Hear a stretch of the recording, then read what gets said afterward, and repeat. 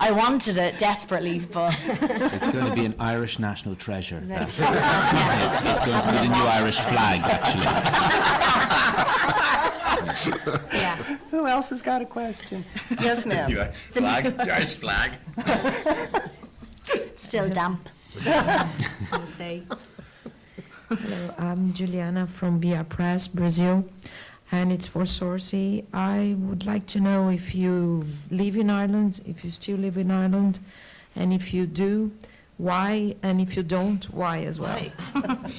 I do live in Ireland at the minute. As I said, when we were making the film, I was living over here and tried it out over here, and you know, London will always have been the city that I guess really changed me and gave me the independence that I needed, and so I went back home for a little bit just because of work and things like that. I knew I wanted to move to a different city, but that will always be my base no matter what. But I'm actually moving to New York in January, so I'm doing the full circle. I was born there, then moved back home, and now I'm going back again. And it's funny because New York always felt like the right place for me to be. You know, I left when I was 3, but that always felt like it was inevitable that one day, of course, I'd move back to New York. And I think I realised recently that New York and Ireland complement each other so well. You know, maybe just because so many of us are over there.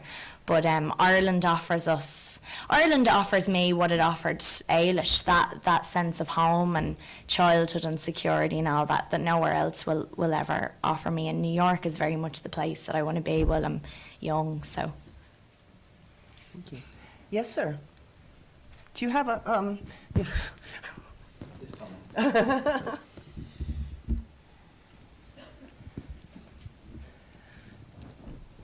That's better. Congratulations on a fantastic film. My question's to Saoirse. Obviously, your wonderful male co-stars are notable in their absence today. I wondered if you can talk a little bit about your experience working with both of them and about the conflict of identity that these two characters represent. Yeah, the unusual thing about having these two male characters in this story, it's, you know, we've seen it a few times in films over the past few years where there's a girl and she's torn between two hunks or whatever, and it's like, which one is hotter?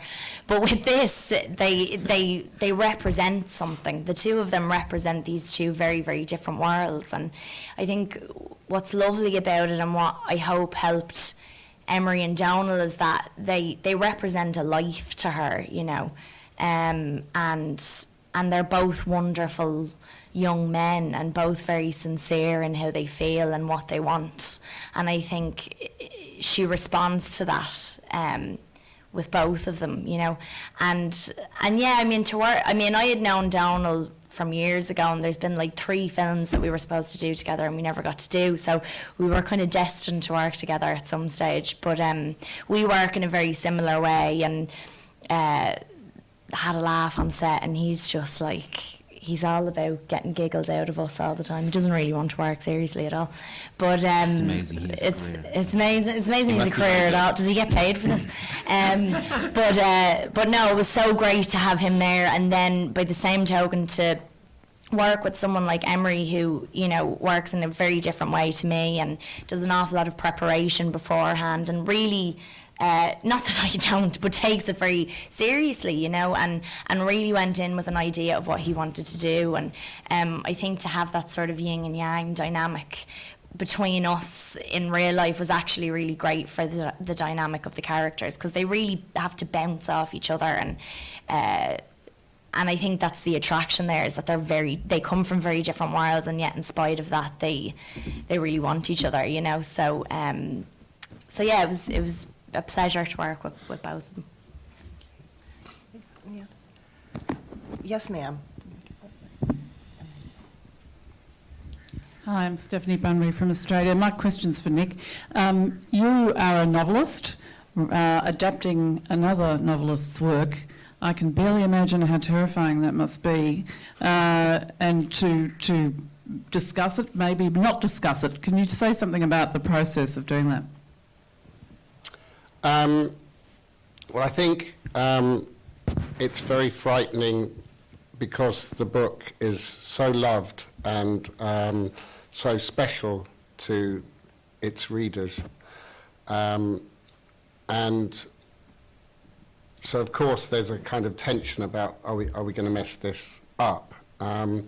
But Colin was so incredibly generous and hands-off in a way that was so wise, I think, having been adapted as well. I think that the only sensible course of action is to decide that you trust the people who are making the film and then let them get on with it. And we met once and Colin told me that I shouldn't say rashers of bacon, I should just say rashers. And there were a couple of other things like that, mammy and mummy. And that was pretty much it as far as consultation went. That's true. And we all seem to still be friends as a result, so it worked out pretty well. The fact that he's here is testament to that. It's very refreshing to have a novelist who's pleased with what. Yeah, but I should say, when we met that time, you had written basically the script. I mean, I wasn't meeting him beforehand to tell him what I thought he should do. I was reading the script just to say, there are two tiny things, and otherwise, thank you. You've done a wonderful job. So that's really what we met for. It was lovely to have two things, to say.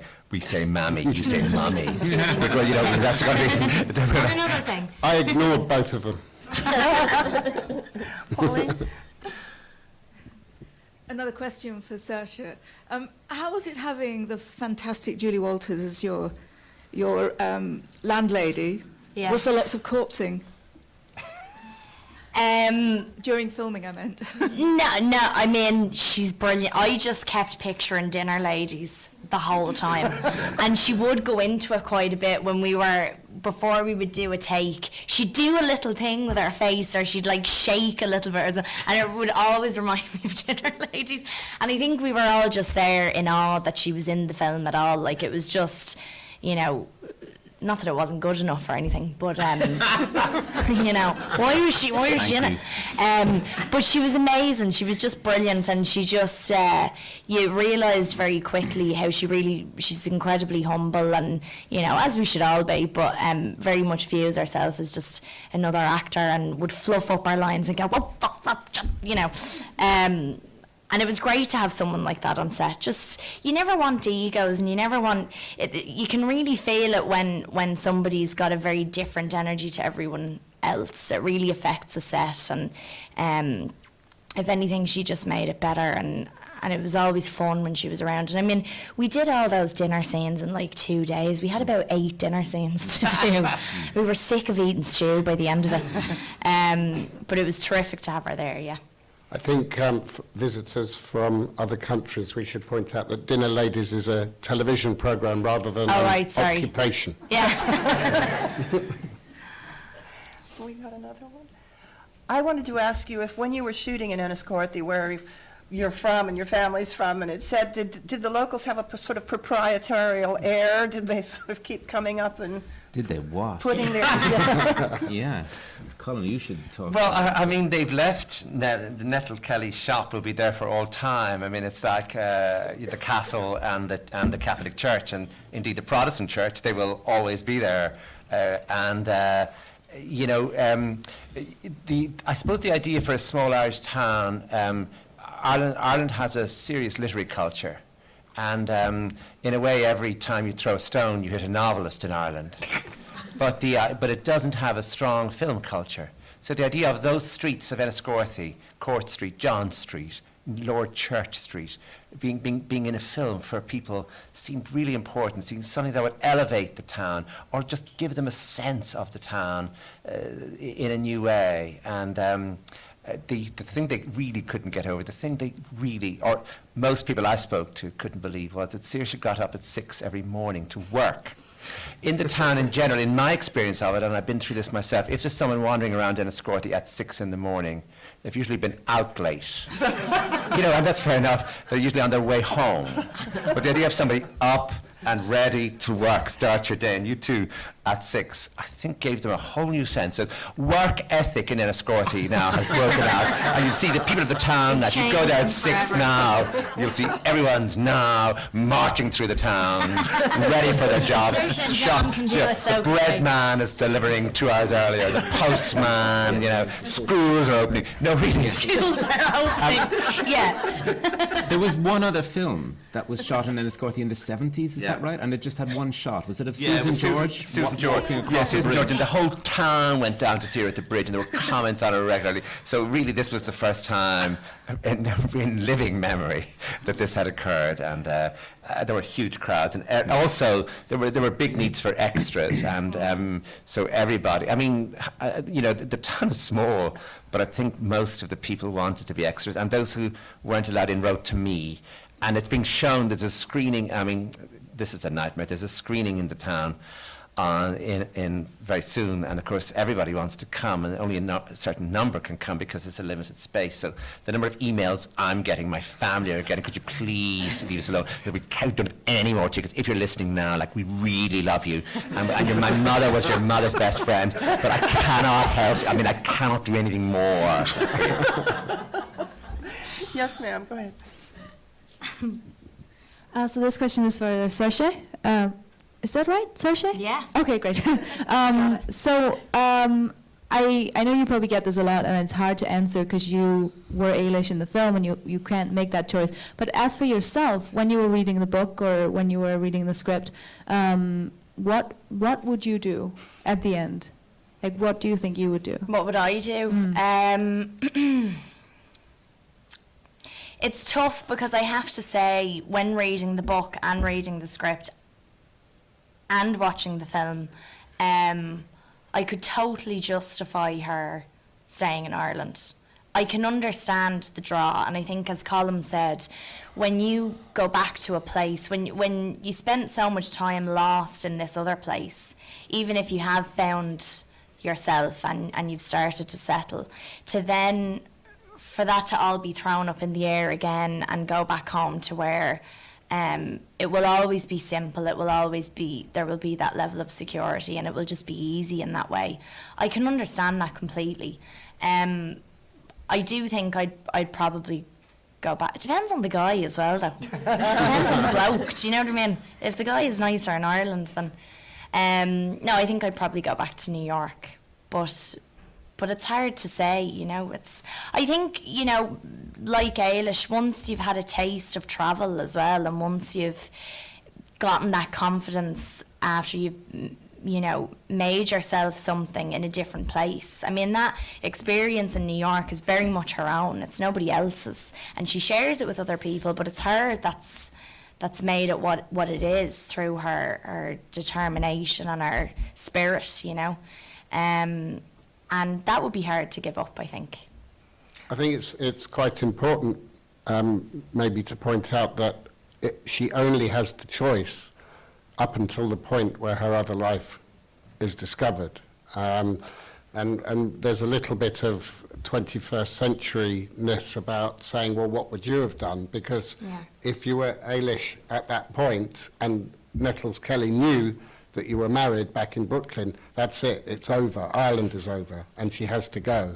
But while we maintain the balance, yes, there's a choice. I'm afraid we just have time for one more question. Yes, ma'am, jump in. Hello, I'm a freelance interviewer. A question for John and Saoirse. You did fabulous physical transformation from greasy-skinned Ailish to confident New Yorker Ailish. Can you tell us a bit about what you did physically to achieve that? I do think the clothes helped. I do think the clothes were a big part of it, I have to say. Heels help as well. Honestly, having to wear high heels instantly make you feel like a woman, and you have to kind of be confident in order to carry that off, I think. So that was very helpful for me. But in terms of emotionally, it was sort of, you know, each scene was very clearly scripted by Nick. So, you know, I always knew what sort of trace emotionally we were after when we were on set. shooting that scene, what needed to happen in order for it to ring true. And I personally don't tend to work from the outside in, I work from the inside out. So where the character is at all the way throughout reflects that, from the sort of slightly mousy young girl at the start to the confident young woman who at the end is able to pass on advice to the other young girl on the boat and kind of see herself, 9 months earlier.